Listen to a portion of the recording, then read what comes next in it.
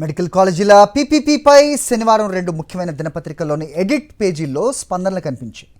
ఇందులో ఈనాడు దినపత్రికలో వచ్చిన ఎడిటోరియల్ కాలం ఒకటి.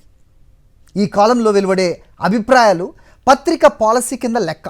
వార్తా కథనాలకు భిన్నంగా ఈ సంపాదకీయ కాలంలో చేసే విమర్శలు సైతం నిర్మాణాత్మకంగా ఉండాలని పాఠకులు ఆశిస్తారు. ప్రపంచవ్యాప్తంగా అదొక సంప్రదాయం కూడా. ఈ కట్టుబాటును ఈనాడు చాలాసార్లు ఉల్లంఘించింది. ప్రతిపక్ష నేత మీద పగతో ఆ సంపాదకీయం రగిలిపోతోంది. సంపాదకీయ ప్రమాణాలను పాటించడం విషయంలో అది చిట్ట చివరి జారుడి మెట్టుపై నుంచి కూడా కిందికి దొర్లేసింది. ప్రభుత్వ ఆధ్వర్యంలో మొదలైన మెడికల్ కాలేజీలను పీపీపీ ముసుగులో ప్రైవేటు వ్యక్తులకు అప్పగించడానికి వ్యతిరేకిస్తూ ఏపీలో 1,04,00,000 మందికి పైగా తమ అడ్రస్, ఫోన్ నెంబర్లు వేసి మరీ సంతకాలు చేశారు. ఈ నేపథ్యంలో మీడియాతో జగన్ మాట్లాడిన మాటలు కూటమిని ఇరుకుని పెట్టాయి. పీపీపీ ముసుగులో పెద్ద స్కామ్ దాగుందని ఆయన తొలి నుంచి వాదిస్తున్నారు. ఆయన వాదనను మేధావులతో పాటు సామాన్య జనం సైతం విశ్వసిస్తున్నారు. అందుకు రికార్డు స్థాయిలో నమోదైన సంతకాలే సాక్ష్యం. మీడియాతో మాట్లాడినప్పుడు జగన్ అదే విషయాన్ని చెప్పారు. ఈ స్కామ్లో పాలు పంచుకునే వారిని తాము అధికారంలోకి వచ్చిన తర్వాత విచారించి జైలుకు పంపిస్తామని హెచ్చరించారు. ఇందులో అభ్యంతరకరమైన విషయం ఏమున్నది? జగన్ మాటలు కాదు, ఆ మాటల వెనుకున్న జన అభిప్రాయం కూటమిని భయపెడుతున్నట్లుంది. ప్రైవేట్ విద్యా వ్యాపారులు కూడా జన అభిప్రాయానికే జంకుతున్నారేమో. 5 కాలేజీలకు టెండర్లు పిలిస్తే ఒక్కదానికి కూడా పడలేదు. ముఖ్యమంత్రికి అంతరంగికుడైన మంత్రి నారాయణ స్వయాన అతిపెద్ద చదువుల బేహారీ. ఆయన కూడా ముందుకు రాకపోవడం ఏంటి? ఇది ముమ్మూర్తుల స్కామ్ కనుక ఇందులో దొరకడం ఖాయమని భయపడ్డారేమో.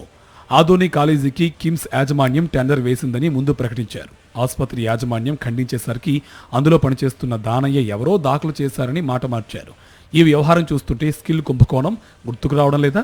తొలుత సిమెన్స్ కంపెనీతో ఒప్పందం కుదిరిందని చెప్పారు.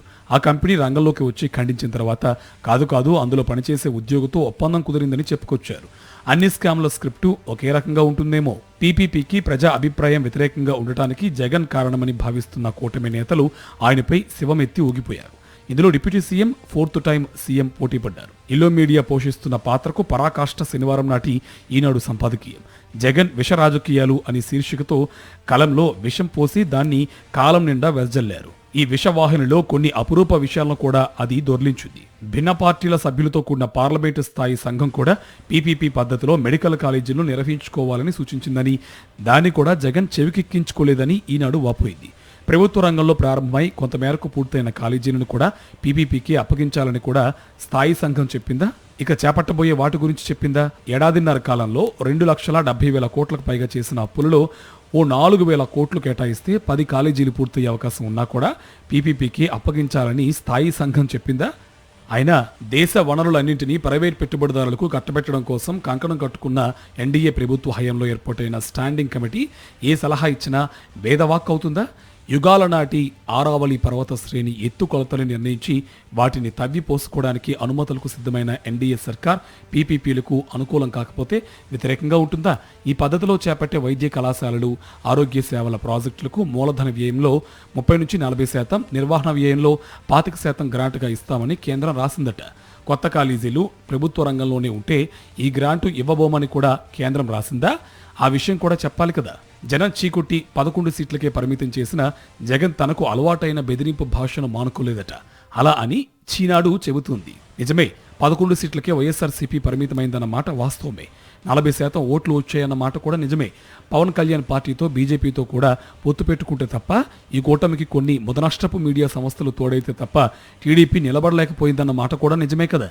పోలింగ్ సమయం ముగిసిన తర్వాత అసాధారణ స్థాయిలో ఆంధ్రప్రదేశ్ పోలింగ్ 12.5% పెరగడం అనుమానాలు రేకెత్తిస్తుందని కొన్ని జాతీయ సంస్థలు లెక్కలతో సహా వెల్లడించిన విషయం కూడా వాస్తవమే కదా.